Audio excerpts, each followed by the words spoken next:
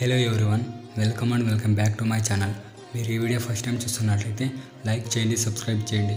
ఇంకా ఎలాంటి విషయాలు తెలుసుకోవాలనుకుంటున్నారో కింద నాతో కామెంట్ సెక్షన్లో తెలియజేయండి. కోరుకున్న జీవితమే కానీ అర్థం లేని జీవితంగా మారింది.